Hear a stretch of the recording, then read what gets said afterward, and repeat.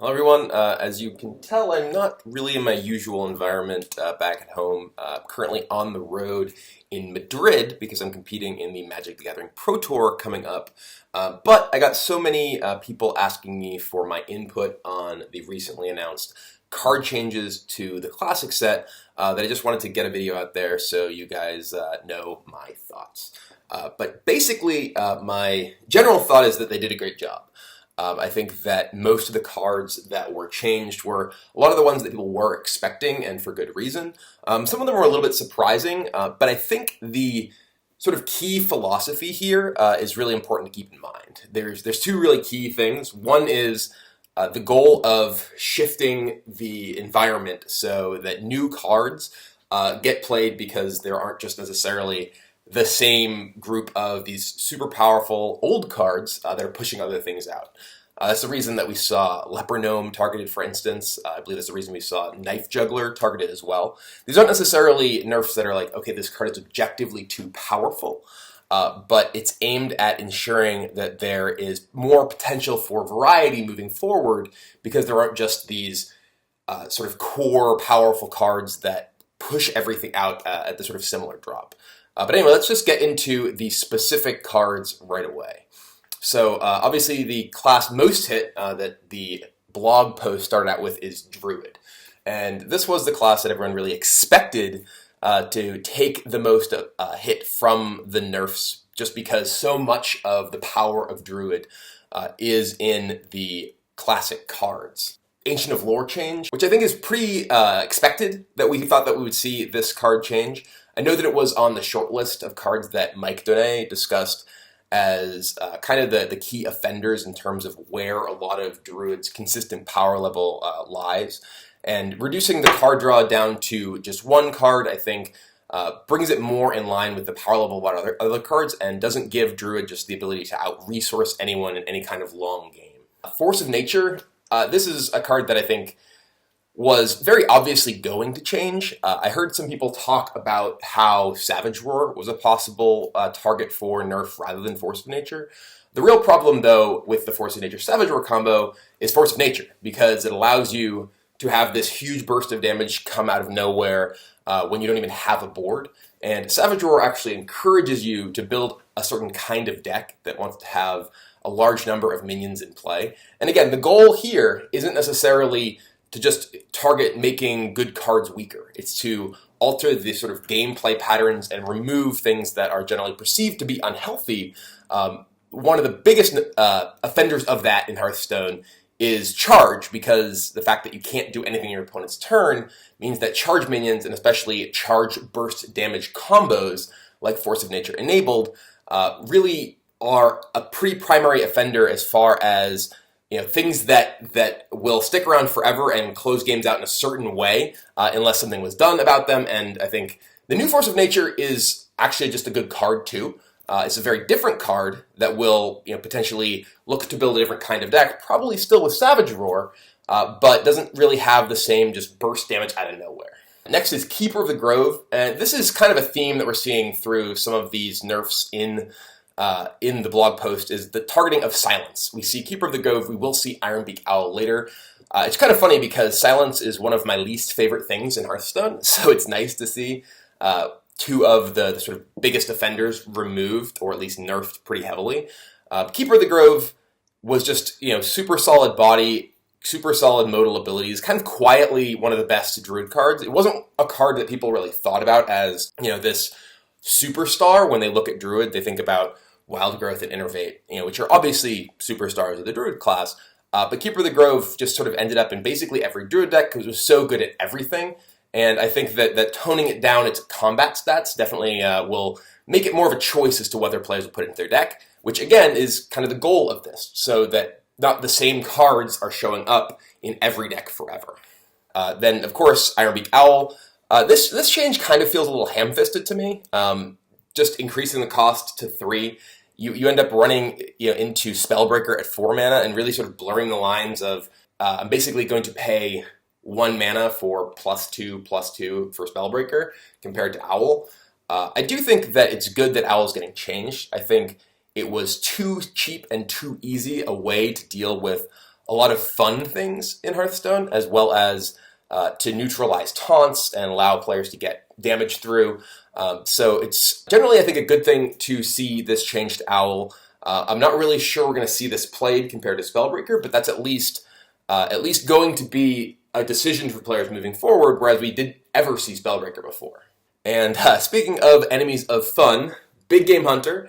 This is a card that I have kind of railed against for a while, and I'm pretty happy to see changed. I think the new version of Big Game Hunter will still get played in some instances.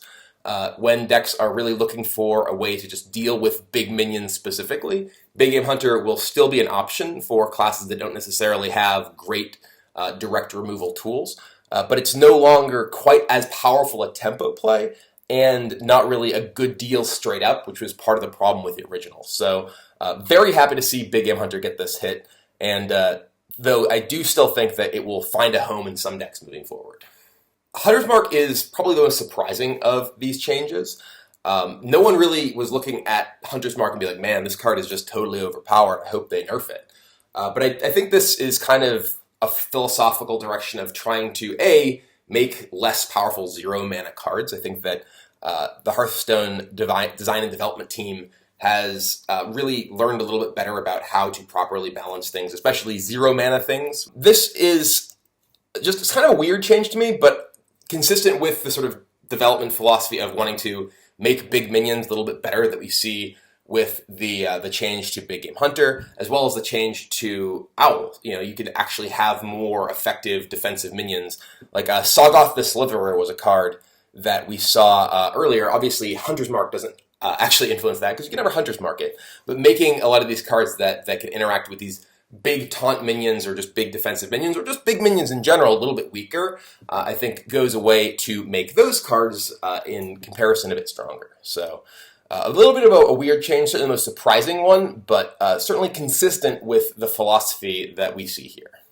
And now Blade Flurry is another card that was kind of surprising to a lot of people to see on this list of nerfed cards.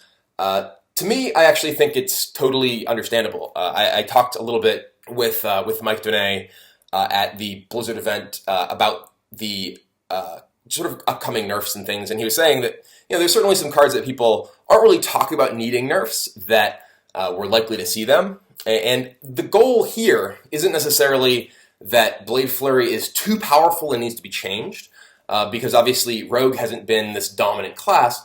The problem is that Blade Flurry has been such a powerful feature of Rogue's toolkit for so long that it impedes the ability for Blizzard to make new cards that can potentially interact with your weapons, because the ability to pump your weapons up to huge amounts, and then Blade Flurry is not only this great way to clear your opponent's board, but also this extremely powerful finishing move. So I think that the goal here is not necessarily to target Blade Flurry because it is objectively too powerful, but because it is impeding future ability to design cards. And that's a very important part of the goal of changing cards in the Classic set. If the Classic set is to remain for the duration of Standard, obviously we'll have changes, I imagine, over time as the needs of the game develop. But a card like this remaining as it is a serious design constraint, and having it be reduced in power allows Blizzard the ability to make more good Rogue cards that might be too dangerous to exist when Blade Flurry is in the old state. So definitely think this is a good idea for this nerf, and happy to see the possibility for Rogue to get some cool new stuff. All right, Knife Juggler.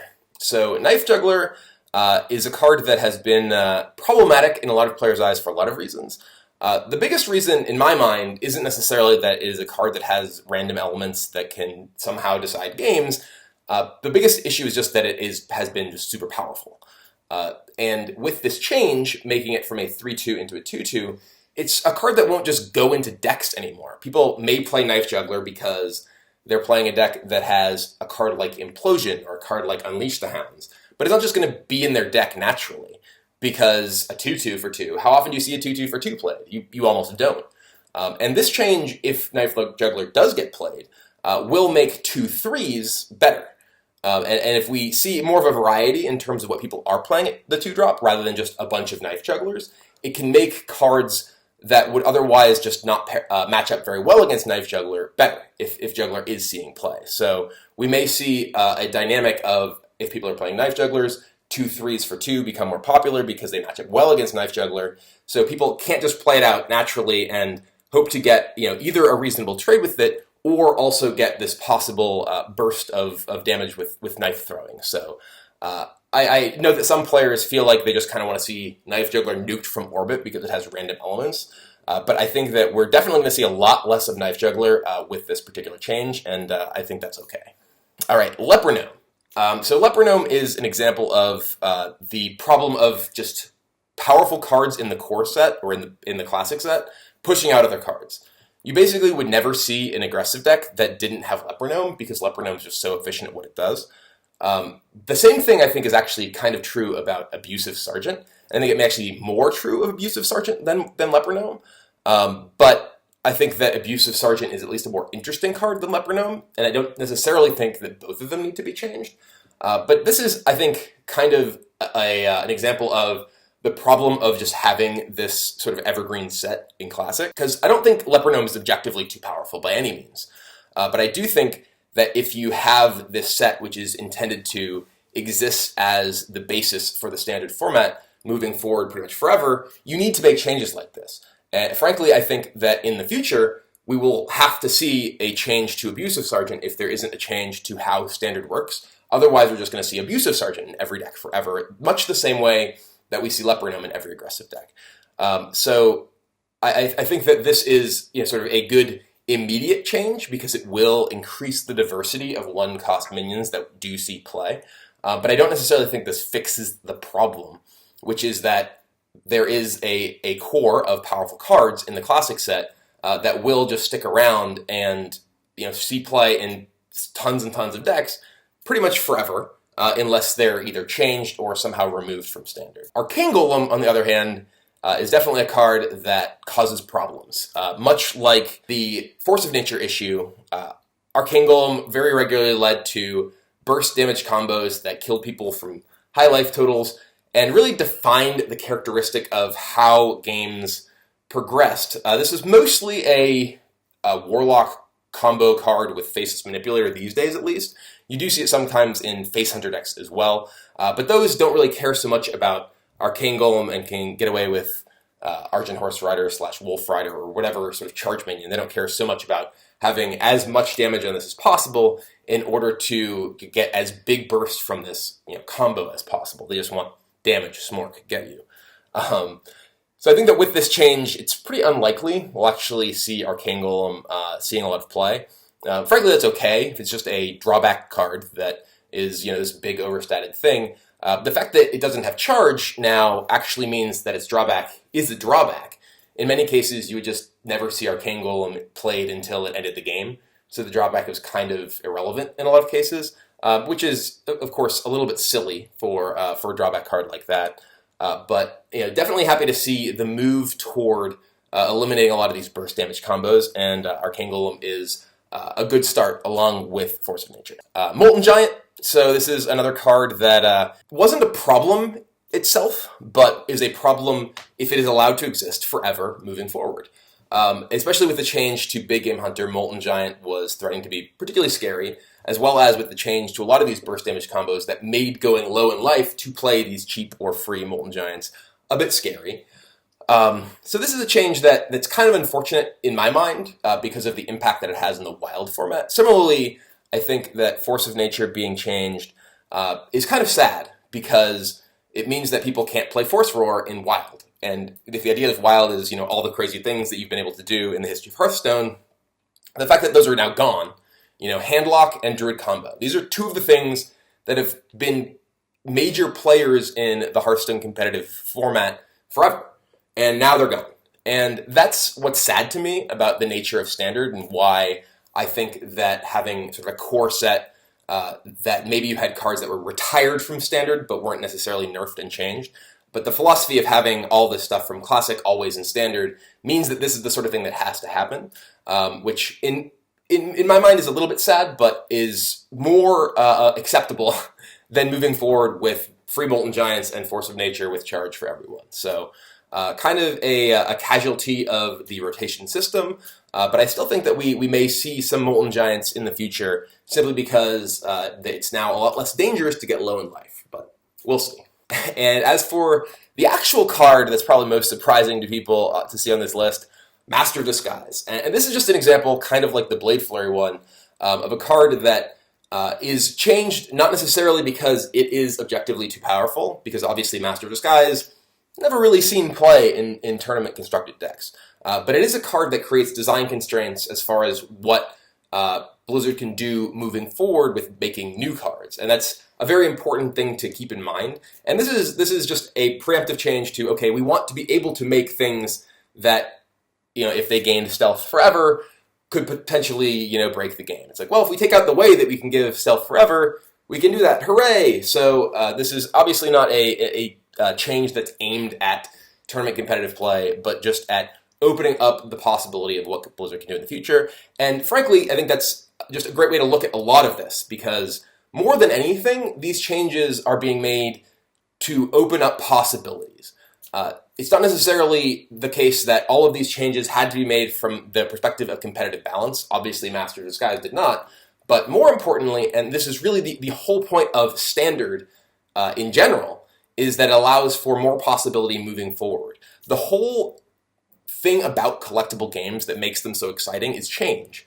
And the fact that there's new things to figure out, new cards to try, new decks to build, and when there is a sort of core group of cards that are crowding everything else out, that it gets stifled and it gets boring. And with these changes, while they might not necessarily be all of the changes that I would have liked to see, it's a little surprising to me that there are no changes, for instance, to Freeze Mage, because having Freeze Mage be a type of deck that is always in Hearthstone is a little bit weird to me. Obviously, there are some tools like Eater of Secrets that are being introduced, so if people want to fight against it, they can, but just that general play style of that kind of deck, I think, well, it's something that definitely appeals to a lot of players. Having that exact structure continue in Hearthstone moving forward is a little bit weird when so many of the other kinds of decks like that have been toned down or limited with these changes. But regardless, I'm definitely excited to explore both the new cards in Whispers of the Old Gods and the implications of all these changes moving forward. So there's my thoughts, and I will be back. Sadly, not quite when the new set releases to stream with the new stuff, but very, very soon afterwards, and I'll keep posting videos until then. So thanks for watching, and I'll see you next time.